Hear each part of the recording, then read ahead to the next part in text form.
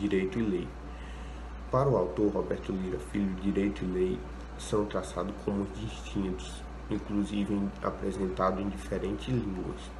A lei sempre emana do Estado, estando ligado a uma classe dominante que comanda o processo econômico, assumindo o controle da sociedade através do sistema de órgãos estatais, que rege uma sociedade politicamente organizada. Bom, a legislação abrange o direito propriamente dito e reto correto, e também o antidireito, que é uma negação do mesmo, ao assumir características de interesse ao poder em exercício. O autor mostra o direito como um padrão de condutas impostos pelo Estado, que ao ser ferida pelo cidadão, o sujeito estará a sofrer ameaças de sanções. Lira aponta que o direito não pode se prender apenas sobre a legalidade, deve também estar ligado sobre a legitimidade, se afastando do dogma de uma pseudociência que diviniza as normas estatais. Reduzir o direito à pura legalidade seria reduzi-lo a um dogma. As ideologias jurídicas, o que elas se tratam? Bom, ideologia jurídica é um termo que já vem sendo usado já há bastante tempo, desde a antiguidade até os dias de hoje. A ideologia jurídica, ela possui vários significados, já foi usado, mencionado por muitos autores. Mas, primeiramente, o termo ideologia jurídica significa a origem do estudo, a fonte da origem do estudo, e também o funcionamento das relações das ideias dos signos que as representam. Mas logo deixou de ser isso e passou a ser um conjunto de ideias padrão de pessoas, grupos com opiniões formadas. Então o estudo da ideologia avançou e deixou de ser apenas um conjunto de ideias e passou a ser algo padrão, algo formal. E então, o livro nos traz que existem 3 modelos de ideologias jurídicas, que é o modelo de ideologia jurídica como crença, como falsa consciência e como instituição. O primeiro, que é a ideologia como crença, ela mostra em que ordem os fenômenos mentais aparecem. O segundo, que é a ideologia como falsa consciência, ela mostra que existem certas características em crenças que acabam distorcendo a realidade, acabam deformando a realidade, algumas crenças. E a terceira, que é a ideologia como instituição, ela mostra o processo de formação sociais, dos processos sociais, a origem dos processos sociais, ela mostra de grupos ou de pessoas. A ideologia ela é baseada em uma divisão de classes, onde ela privilegia alguma classe, a minoria, e acaba se impondo contra a outra classe, que seria a maioria. A ideologia jurídica, ela, antes de ser fato psicológico, ela é um fato social, que na verdade, antes de ela ser um fato social, ela é exterior, posterior, anterior ao indivíduo. E antes de ela se tornar um fato psicológico, ela entra pouco a pouco na mente do indivíduo e acaba entrando pouco a pouco na mente do indivíduo. As ideologias inserem aspectos particularmente interessados, além de traduzirem, às vezes, com quanto elas acabam distorcendo a verdade. Porque a distorção ela não é simplesmente a mentira, mas sim a deformação da realidade. Ela altera o que é a realidade. Nosso terceiro capítulo, não é, as principais ideologias jurídicas, o livro vai nos apresentar especialmente 2, o naturalismo e o positivismo. O autor explica que o motivo pelo qual ele escolhe essas 2 é que é muito difícil você se distanciar delas. Geralmente você sempre acaba caminhando ou para um lado ou para o outro. E ele ainda vai nos citar aí autores como Miguel Reale, que não se considerariam positivistas, mas tem lá na sua teoria algo muito atrelado ao positivismo.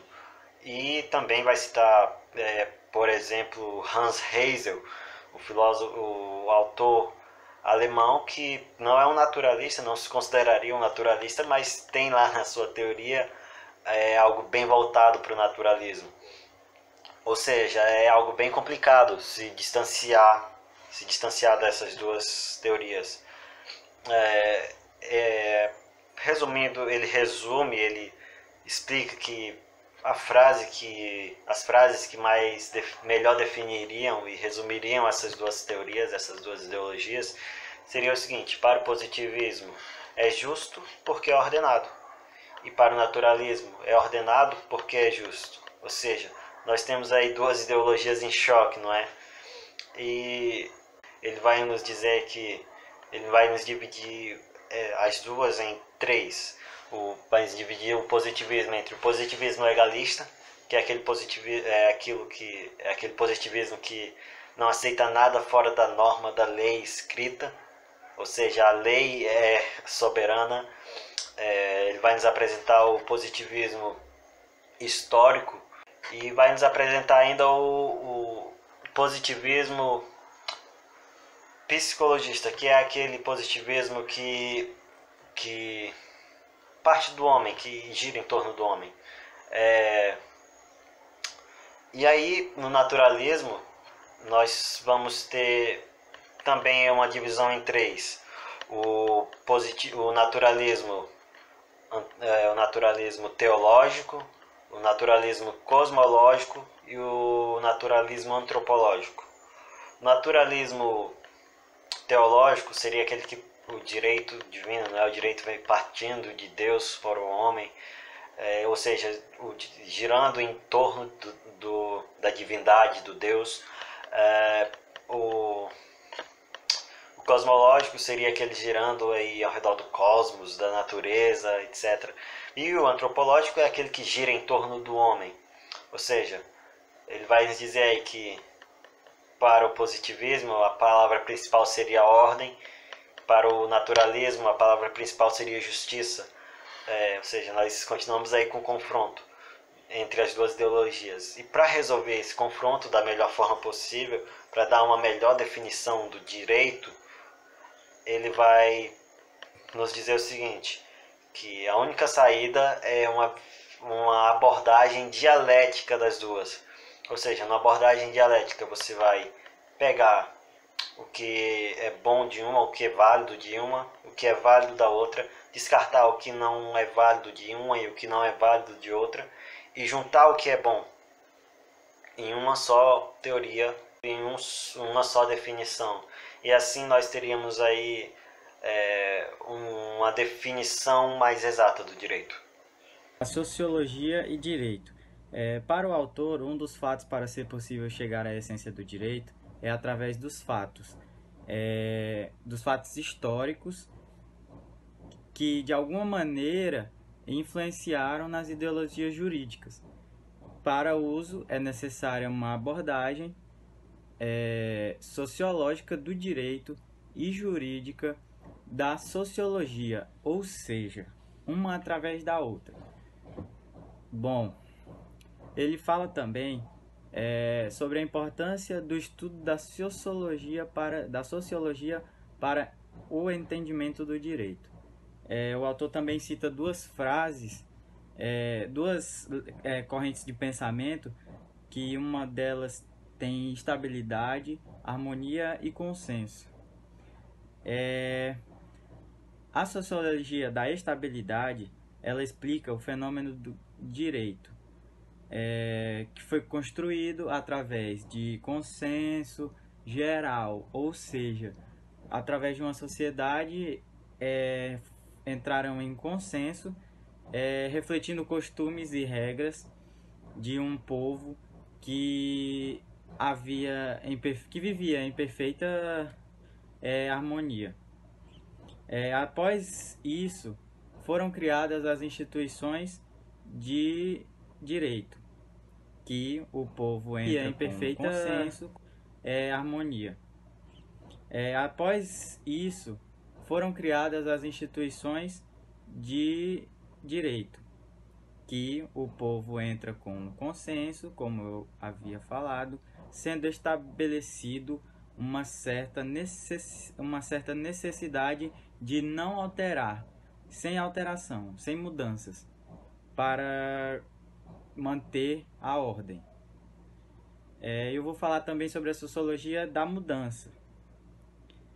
Fala que não existe apenas um grupo, existem vários, e que cada um tem ideologias diferentes e elas vivem no mesmo espaço. E o que acontece? Ocasiona conflitos. Conflitos estes, preconceitos, pessoas que praticam o bem e pessoas que praticam o mal. Ou seja, o Estado não sempre vai poder favorecer todas elas ao mesmo tempo. Sempre vai acabar que um ou outro se torna fora da lei, gerando revoltas, revoluções, ou seja, o Estado vai estar sempre em constante mudança. A dialética social do direito. No capítulo anterior e nesse capítulo, o autor inicia esclarecendo que a sociedade de uma nação acaba sendo influenciada por outra sociedade, o que ocasiona diversas mudanças e alterações da atividade revolucionária ou da atividade reformista. Com isso, cada nação, com suas características próprias, tem uma infraestrutura, mas em conjunto com outras ações, formam uma superestrutura internacional, que se caracteriza pela coexistência, que pode ser tanto pacífica ou violenta, de modos de produção distintos e de diferentes níveis de desenvolvimento. Paralelamente, os oprimidos criam suas próprias instituições, costumes e normas, podendo dar origem à reforma e à revolução através de movimentos políticos jurídicos. O direito, em resumo, se apresenta como positivação da liberdade conscientizada e conquistada nas lutas sociais e formula os princípios supremos da justiça social que nela se desvenda. Ela jamais deverá ser confundida com as normas jurídicas, porque o direito não é uma coisa pronta e acabada, mas um processo constante que busca a libertação. E como Karl Marx dizia, com humor, que ninguém luta contra a liberdade, no máximo luta contra a liberdade dos outros. E aí é o que está que toda sociedade expoliativa e opressora faz, em que classes e grupos dominadores cuidam de si, à custa dos demais.